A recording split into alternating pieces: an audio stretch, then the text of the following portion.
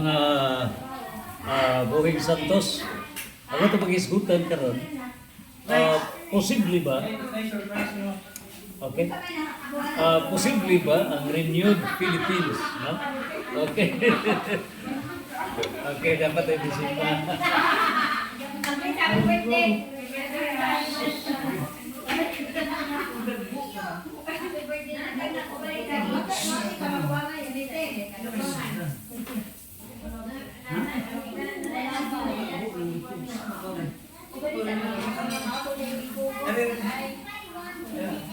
Oh, atong bisita. Si Kayla. Okay, okay. Okay, dito.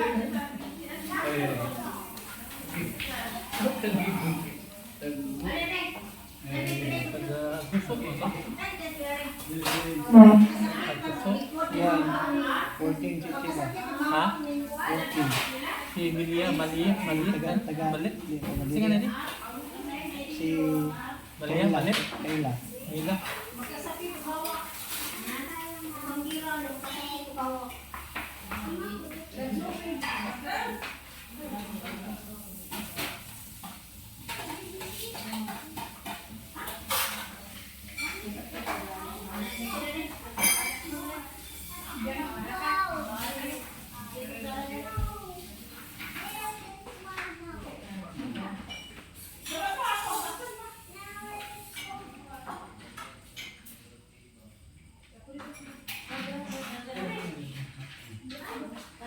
Ito, may ipa-islutan yung para sa ipa-islutan yung itong kuhan, itong about sa Jerusalem.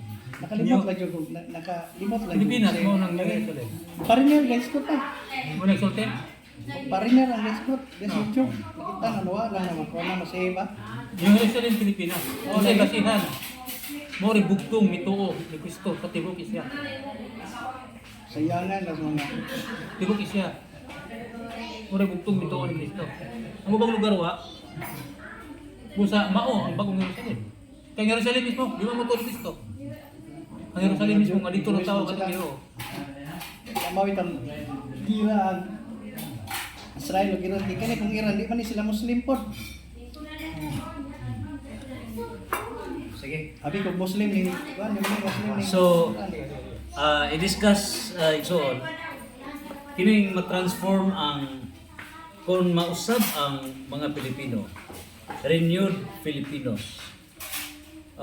Posible ba nga mga Pilipino mahimong leader in the 7th millennium? In other words, what kind of leadership sa nasod nga what kind of leadership nga posible nihatag sa Dios ngadto sa mga Pilipino if ma-renewed ang mga Pilipino.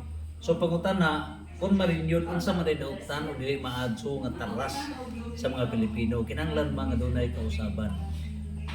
So unsa man ang dapita.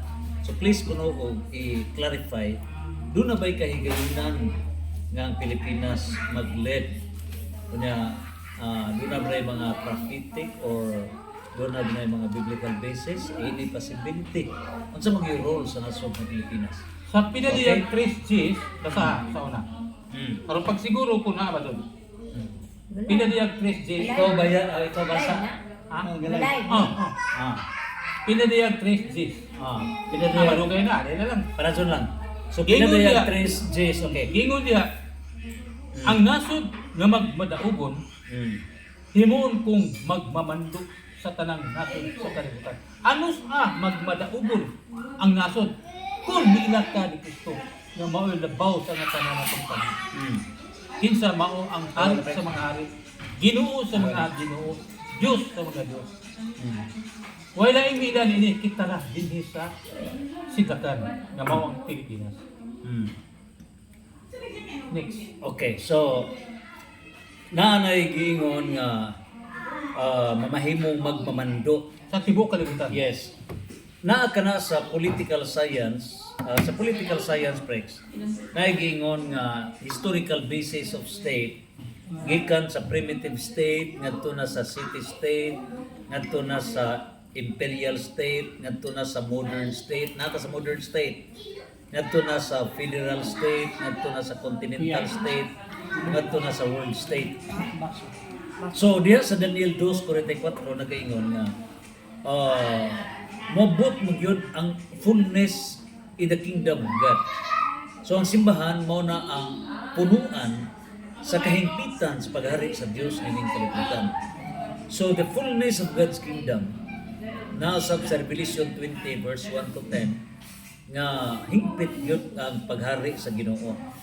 So rini putuha ka nang giingon nimo nga kun dunay divine world government o gingharian sa Dios sa hingpit with political component, economic component, pito ka mga mata, pito ka espiritu. In other words, 7 conditions in the fullness of God's kingdom. The first is the church. Now, kanang giingon nga magmamando, no? Magmamando sa kanasuran. It's a political component. Pangutana, kung saan man pagpasar sa mga Pilipino nga matag pinili ay paliton lang ang Pilipino o 20 pesos, 50 pesos, usa ka gatos, 200, 500, 2,000, highest bidder. Last election sa dito Rapita, Lubok area, 5,000. na 15,000. Imagine, ihatag sa Ginoo ang gahom, ang authority ng mga Pilipino nga money-minded, mukhang pira during the election. Okay. Dili na mo'y basihan sa sinzing pag-usab sa dagan sa panahon. Kung dili ang basihan ang atong kasing-kasing muhaom sa Diyos. Dili kay ang atong kasing-kasing muhaom sa kwarta. Kung dili muhaom sa Diyos, dili na basihan. Dili mausab ang dagan sa kalibutan. Kung dili mausab ang atong kasing-kasing. Okay, karon ang pangutana, the main practical point, dili ba tinuod nga mukhang pira ang mga butante sa mga Pilipino, nasod ng Pilipinas?